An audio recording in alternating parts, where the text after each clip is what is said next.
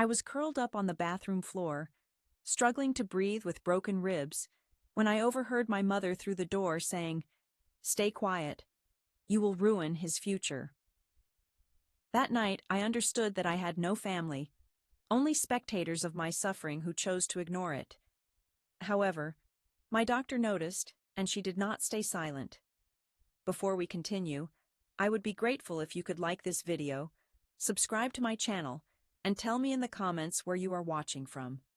It means more than you realize. My name is Emily Moore.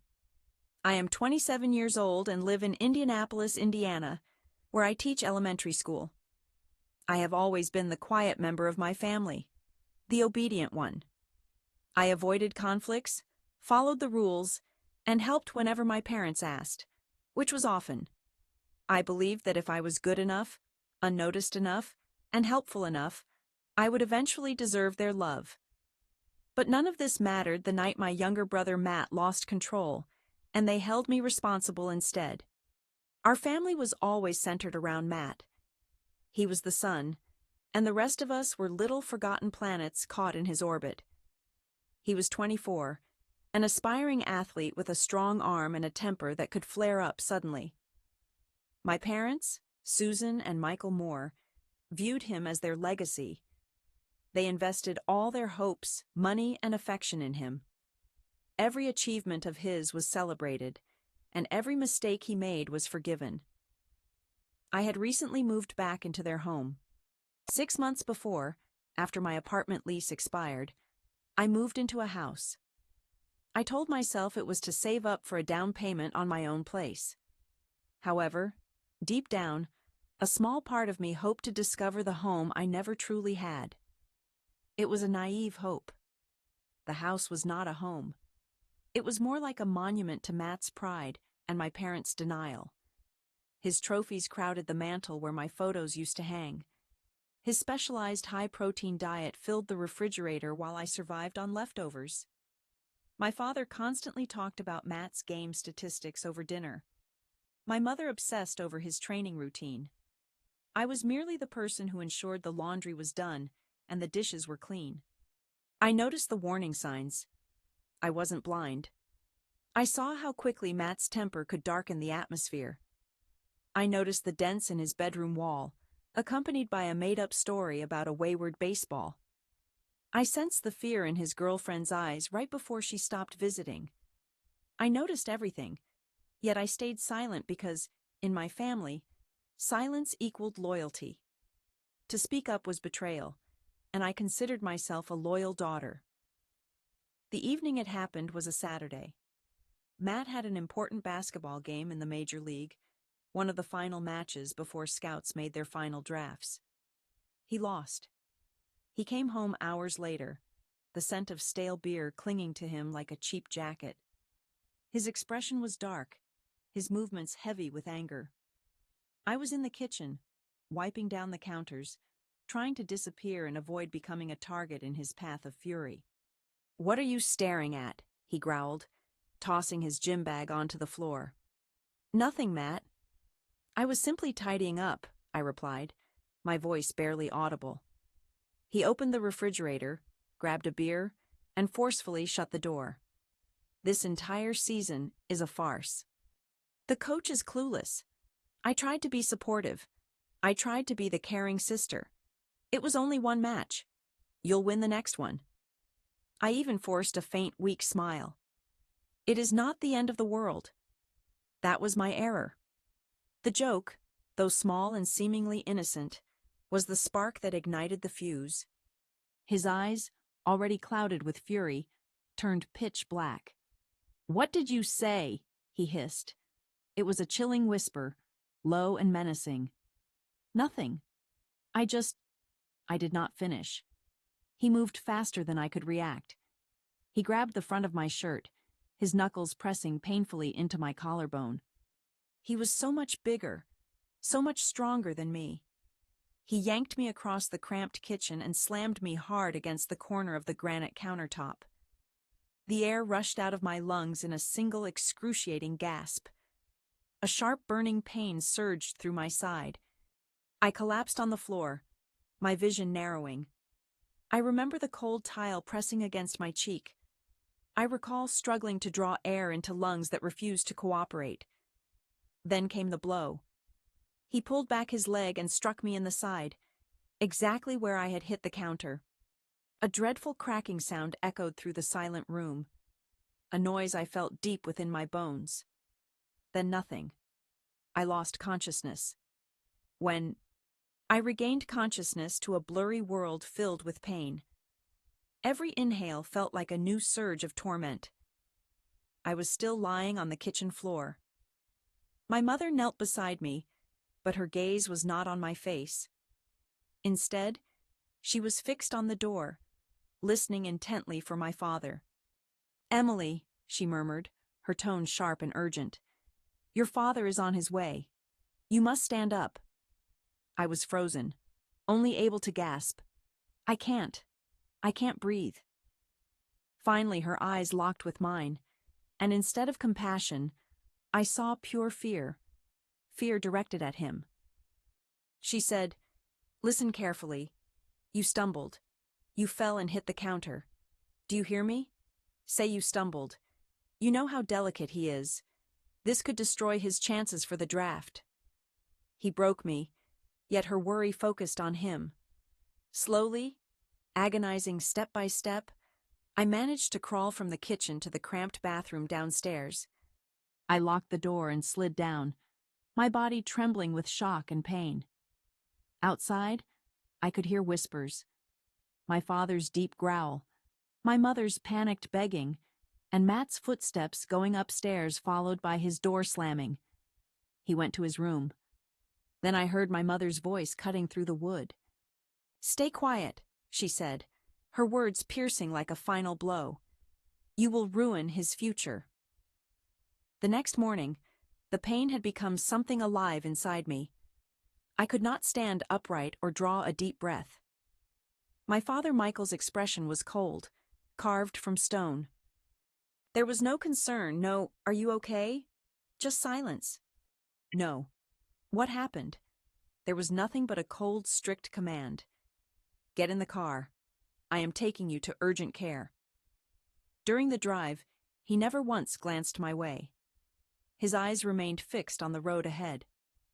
"You fell down the stairs," he stated. It was not a question.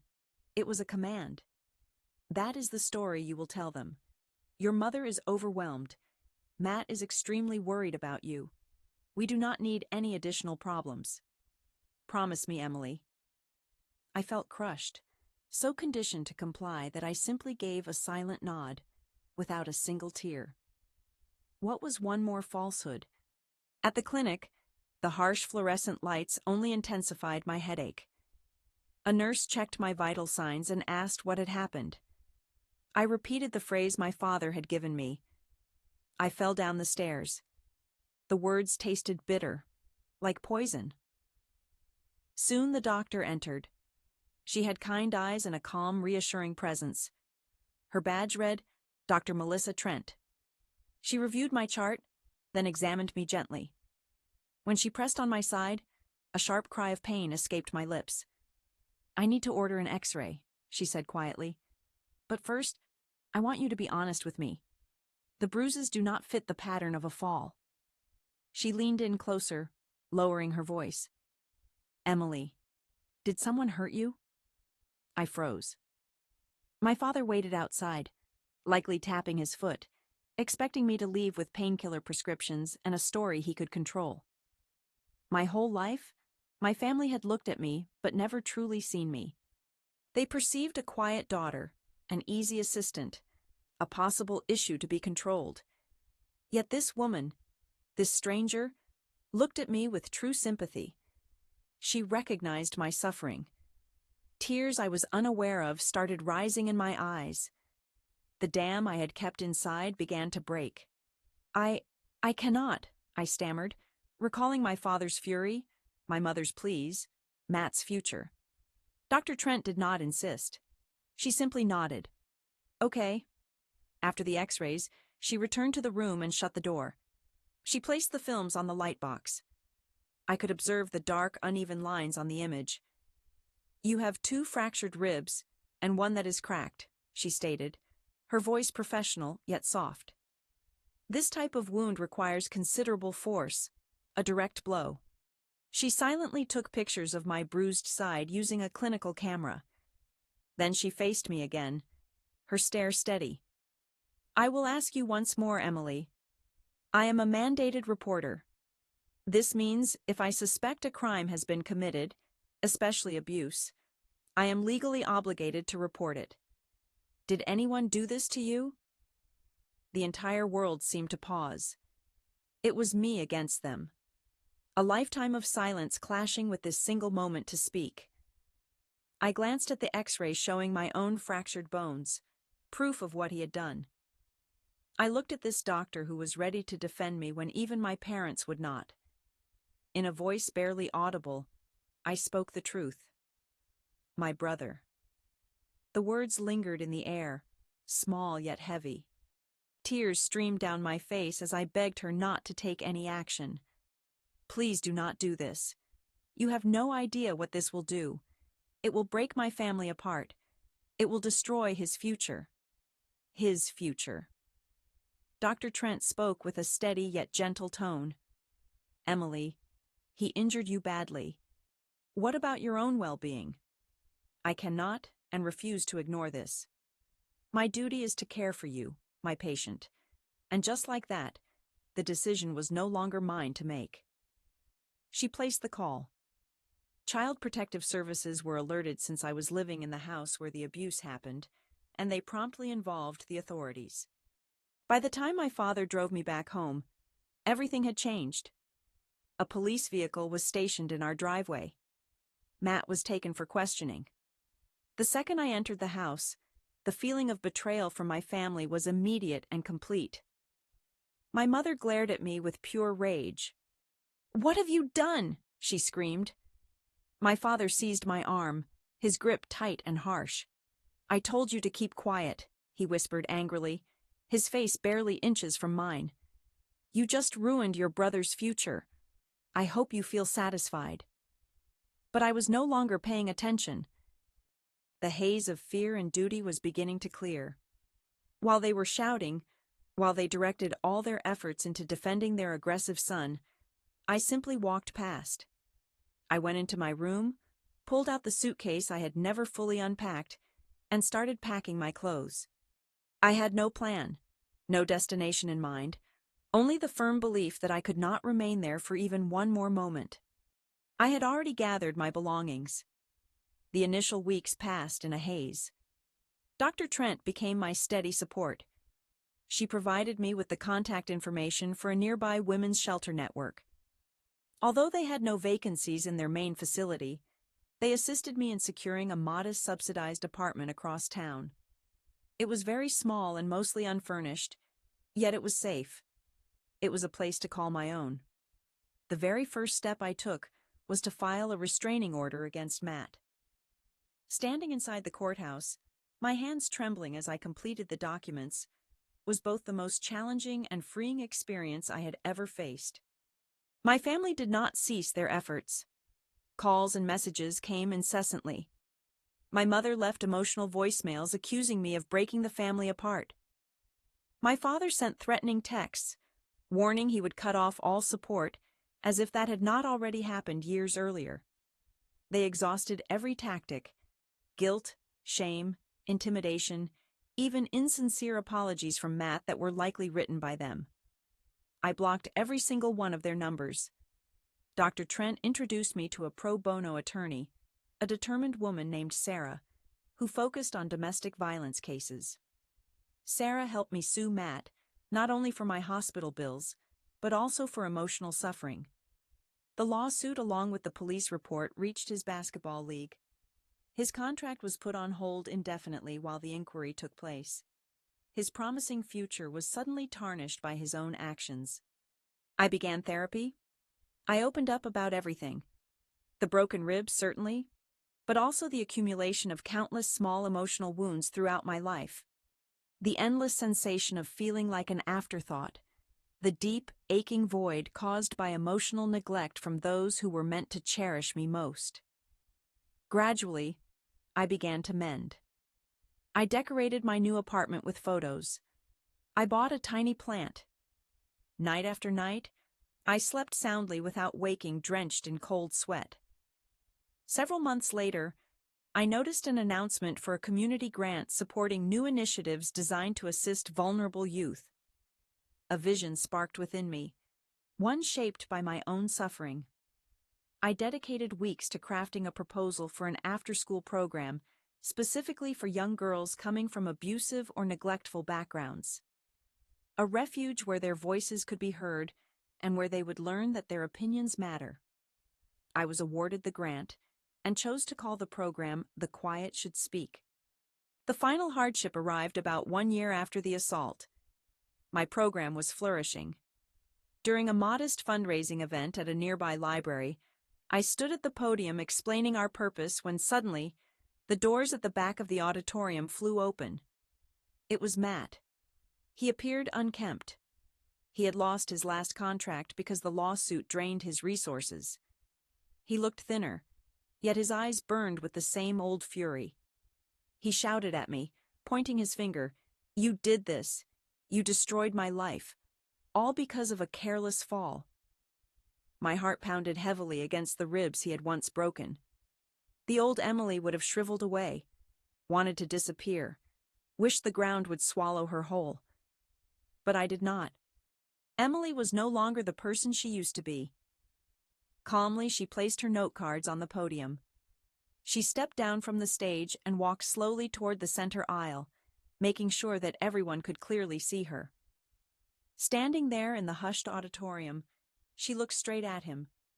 Then turning to face the crowd of supporters, parents, and the young girls her program was helping, she spoke with a voice that did not tremble.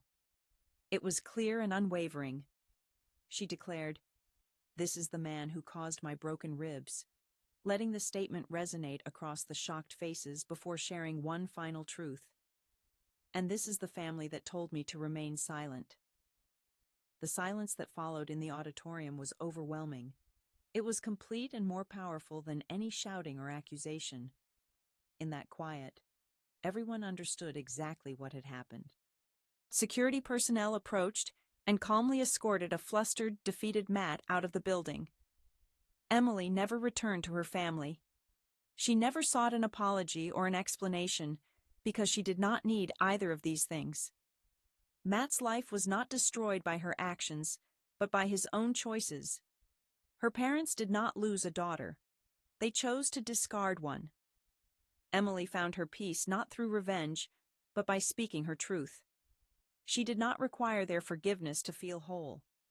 She had her voice, her purpose, and her new life. For the first time, these were more than enough. If you have ever been told to be silent when someone harmed you, or made to feel small so that someone else could feel powerful, this story is your sign. Do not stay silent.